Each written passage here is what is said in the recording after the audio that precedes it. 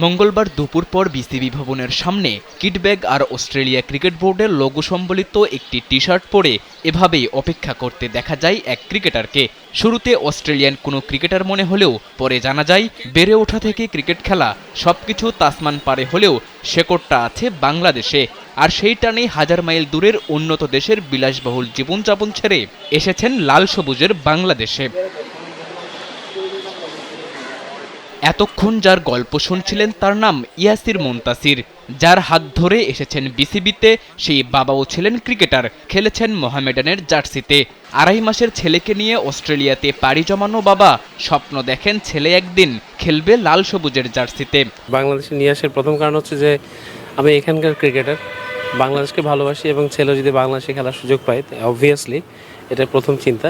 বাবার স্বপ্ন পূরণে ছেলেও যে কঠোর পরিশ্রমী। প্রথম দিনে সুযোগ হয়েছিল মোহামেডানের সাথে অনুশীলন করার, আর সেখানেই তার ব্যাটিং, বোলিং, ফিটনেস সবকিছু বেশ আলাদাভাবেই নজর কেড়েছে সবার।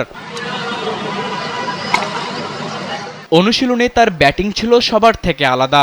অস্ট্রেলিয়ার ঘরোয়া ক্রিকেট খেলা ইয়াসিরের ব্যাটিং স্টান্স দেখেই বোঝা যায় কতটা পরিপক্ক হয়ে এসেছেন তিনি।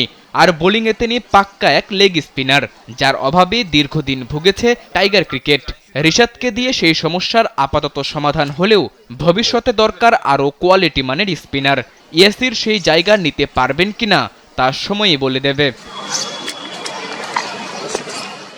ব্যাটিং আর লেগ স্পিনিং দুই ডিপার্টমেন্টেই বেশ পারদর্শী। বর্তমানে খেলছেন অস্ট্রেলিয়ার গ্রিন হিল ক্রিকেট ক্লাবে।